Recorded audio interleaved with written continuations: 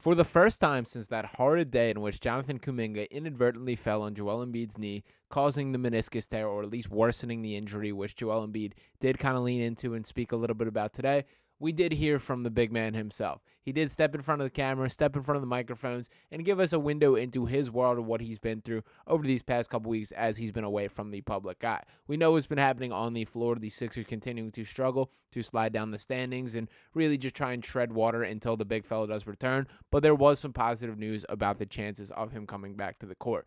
Joel Embiid was pretty open, saying that it's fully dependent on the ramp-up process, that they're about a week away from having the reevaluation process, check up on how he's feeling, how everything is healing up, and all those sorts of conversations. But that the plan is for him to return this year, and that is going to happen regardless of where the Sixers are at in the standings. So I do want to begin with that, and I'm going to start out with this quote from Joel right here. Embiid, though, said that whenever Philadelphia lands in the standings won't impact his decision to come back. Quote, the same reason why I was pushing to play the last couple games before I got hurt, Embiid said when asked why he would consider coming back this season. Quote, I just love playing basketball. I want to be on the floor as much as possible. I only have about 20 years to do this, so any chance that I get, I want to be on the floor. So it doesn't matter where we are in the standings. I just want to play as much as I can and try and help us. So a nice answer here, and just the fact that that is the outlook, that he's ready regardless of where the team's at, is great news to me. That I understand the pessimistic outlook and the pushback that some will suggest that maybe is a wiser decision from a franchise standpoint to punt on the season, allow Joel to rest out. And by the way, side note to this, if the recovery process is not going as planned, if he's still having pain in that knee, if it is a rushed process to get him back on the floor for this year, then scratch everything. The focus should be on his long-term health. But if he's healthy, if the timeline suggests that he should be returning to play, that he is ready and capable, then absolutely let him do it. And just a little reference for the timeline, shout out to Sixers Galaxy once again. I keep referring to this, but some dates to keep in mind with Joel Embiid's expected recovery timeline. The All-Star break, of course, occurred from February 15th to February 21st. On February 6th was the date in which he underwent that procedure. 4 weeks of it will be March 6th, which is, of course, right around the corner. That tends to be the reevaluation date that is targeted. 6 weeks, March 19th, which would be on the early sign of a potential return. 8 weeks would be April 2nd, and then April 20th would be the start of the playoffs. So he is well within reach, and as long as the healing process goes according to plan, doesn't even need to be accelerated, just on the general timeline, he will be ready to take the floor this year. And another thing that Joel spoke about is he did allude to him playing through some pain before the actual injury occurring, before that Warriors game, in which was the breaking point. He spoke about he wasn't himself for an extended period of time, and this was also brought up if that 65-game rule and the pushing for MVP played into the decision to step on the floor. Embiid kind of toned that down and said that he was more of the mindset of the Sixers had just lost 3 straight. They needed to get back in the win column for motivation to get back on the floor than anything. But I did want to pull up this quote from him here, this being Tim Bontemps writing this, and he says, he also became the face of the NBA's new 65-game rule for eligibility for the sport's top individual honors,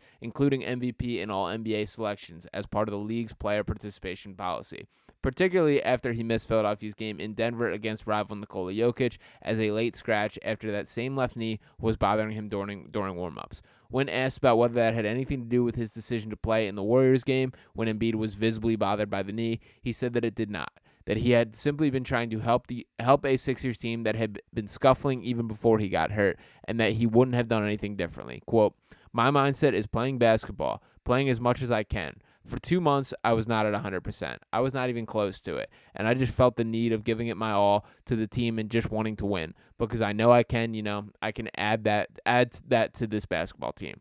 So there's nothing different I would have done. This was very depressing, but the way I also look at it is that that's another way to work on myself, on my body, and just get as healthy as possible. So some more interesting stuff there.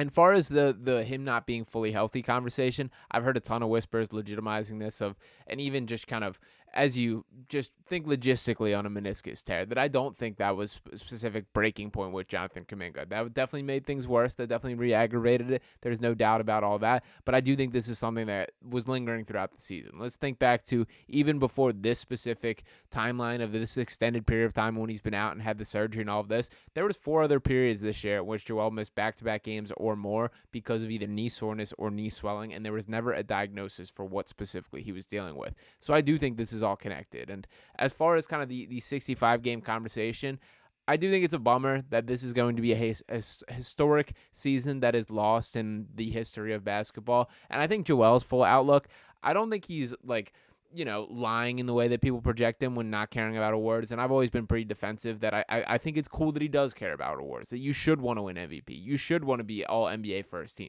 You should want to be recognized as the best player in your sport. You should want to be the best at everything you do, the master of your craft. I think this applies to all walks of life, that if you're a bartender, you should want to be the best bartender. If you're an accountant, you should want to be the best accountant. If you're whatever it is, you should strive to be the best at it. So I don't fault him for that. But I do think his outlook was much more team-focused this year, that it was just kind of whatever, I got my MVP. And then all of a sudden, he was playing legitimately one of the best individual seasons that we've ever seen in the sport of basketball. And then you might as well go for MVP. And there was a comment during the Pat Bev podcast that stood out to me on the latest episode when he was kind of talking about Joel Embiid playing through pain and little pushing back against Richard Jefferson. And what Pat said is he said, Joel was doing that in 3 quarters, and people are praising for him, but he was doing that in 3 quarters because that's all he had. That it was get in, get to work, and get out of there and start resting up. And Pat talked about some of the sprays that he was putting on his knee, some icing stuff in ways that he had not seen. It's all concerning stuff, thinking about that, not just in the short term and that he obviously suffered this injury, but how many years are truly left in this man's legs? How much time does he have to play? And by the way, it does not seem like he's pulling back on the amount of basketball that he's playing. That I do think he wants to squash this injury-prone narrative and has done a pretty good job. That he's been far more available than people make it out to be, and he will now be playing in a new situation this year, as he also admitted during this press availability that he plans on participating in the Olympics. That he said, quote, "If I feel good, I'm playing." And the little funny gif here of Steve Kerr and Steph Curry cracking up, being excited that Embiid is there. The United States is absolutely rolling out a superstar squad, and they do need big man help. That obviously Nikola Jokic will not be representing the United States, and Joel, since he chose to represent America, and I know this was a large conversation as he has citizenship in Cameroon as well as France as well as the United States, but he did ultimately opt with the United States and is going to be a part of this dream team. So I have mixed feelings about this. I obviously want his health first and him to be representing the Sixers at the highest level possible, but I do think it's cool. And by the way, this is also a summer in which there's plenty of cap space. Maybe it is time to tamper as they're participating in these practices and all these other things. And as far as the actual return for Joel, there was some other cool stuff that came up with it. He spoke pretty openly about his excitement with some of the new players. And to pull up this quote specifically here, once again, this coming from Tim Bontemps of ESPN, he writes, Embiid said that he's optimistic about the moves that the team made and that he still believes in the group's potential to make a deep playoff run if he can get back out on the court. Quote, "We've been struggling lately, but I believe in all those guys. It happens. Everybody goes through rough patches. I told Nick Nurse after the first 3 games, I was like, man, I wish I was playing because I was so excited because I feel like Buddy, the way he's playing, I just felt like I could help him even more. Kyle, I talked to him, having him here. I think he's going to help us a lot. I think he's going to help me a lot, just his experience. And then basketball-wise, he's still really freaking good. I thought the front office did as good of a job as they could have done based on what was happening that day. But as far as everything else, they're fighting through everything, and they need to keep fighting to make sure that we keep winning. So cool to see him express his excitement for a guy like Buddy Hield and Kyle Lowry. There's obviously been a ton of noise with some potential Kyle Lowry rumors over the years. We know the Philly ties, all these things. And by the way, Kyle Lowry has looked really solid so far in a Sixers uniform, that he's played well on the court. And Buddy Hield, it's been tough to fully just identify and judge Buddy Hield because he's such a crystal clear, perfect match to play alongside Joel Embiid. And I can't wait to see what that 2-man game actually looks like. That I think the Buddy Hield 2-man game with Joel Embiid is going to eclipse what we saw with the JJ Redick and Joel Embiid 2-man game, and that was already one of the most effective just production and sources of offense that we've seen in a Sixers uniform. And I did want to take a look at the standings specifically. I know that we've talked a good bit about Joel's mindset, that he's ready to come back regardless of what the situation is, but to dive into those specifically, that at this point in time, and I'm recording this on Thursday afternoon here, that the Sixers with a 33-25 record have dropped down to the 6th seed, that they're tied with the Miami Heat with the same record, the Heat holding a slight tiebreaker there. The Pacers with the 7th seed with a 34-26 record. So same as far as the win percentage, essentially 56.9% to 56.7%.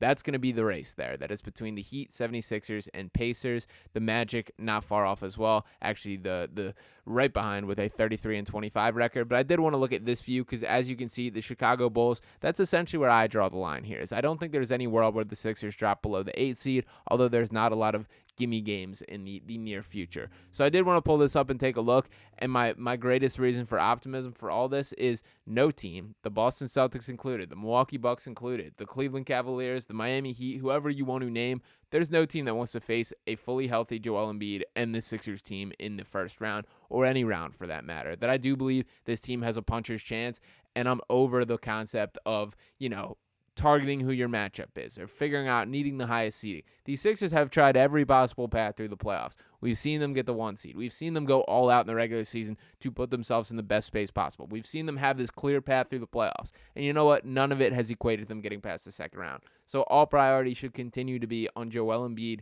resting up, getting him back to 100%.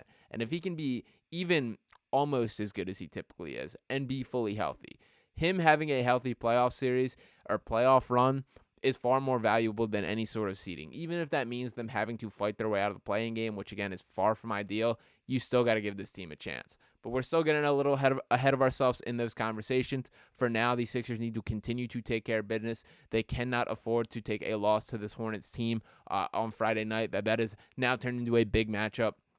They can't afford to drop any of the ones that are essentially teams that you should be at this point in time. So that is one that you got to get back in the win column. But let me know what you guys think on this video as a whole. What's your level of optimism for Joel Embiid? Did these quotes help your mindset, not change you? Let me know what you think about all that. Make sure you are smashing that subscribe button. Please help continuing to grow the Sixers Digest family. Got plenty of big plans growing up. Got some stuff in the works that I'm really excited about and trying to finalize, been working on. So appreciate all you guys. Make sure you're dropping a like as well. And I'll be talking to you next time right here on Sixers Digest. Peace.